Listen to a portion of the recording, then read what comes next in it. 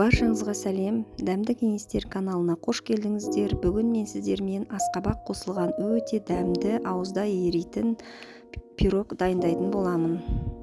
Пирогымызға қажетті заттардың барлығын алдын ала дайындап аламыз. Ыдысымызға ұнымызды салып,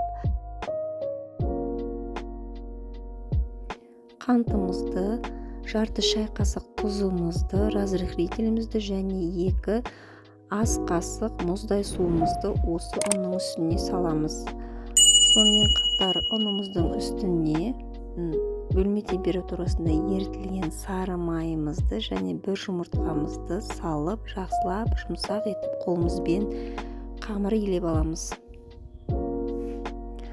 Қамырымыз қолға жабыспайдай етіп әбден илеп алғаннан кейін салафанымызға салып тұндырып қоямыз. Енді пирогымыздың ішкі салмасын дайындауға кірісеміз.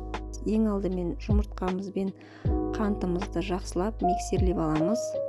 Асқабағымызды турап, духовкада 20-25 минут жақсылап пісіріп аламыз.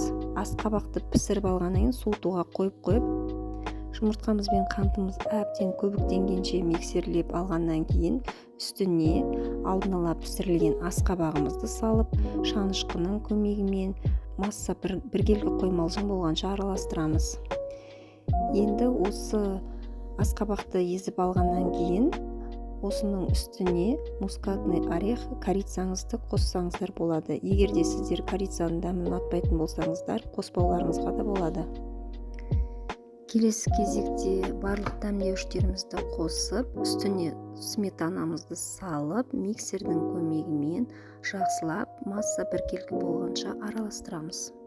Енді біз пирогымыздың қамырын дайындауға кірісеміз. Қамырымызды жақсылап оқтаудың көмегімен жайып аламыз.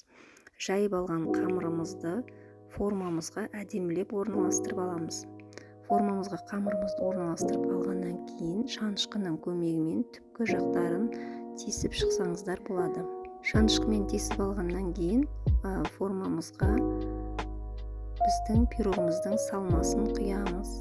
Бізде пирогымыздың салмасымен құйып алғаннан кейін духовкада 180 градуста 45-50 минуттай жақсылап толықтай пісіріп аламыз. Пирогымыз бізде дайын болды. Енді осы пирогты духовкадан шығарғаннан кейін бөлме температурасында толықтай суытуымыз қажет. Арасын жақсылап суығанша толықтай суытып аламыз. Содан кейін кесіп ұсынуға дастарханға қойсаңыздар болады. Сіздермен бірге болған Қарлыға дәмді кеңестерден қазақша рецепт күтсеңіздер, арнама жазылыңыздар. Ас болсын.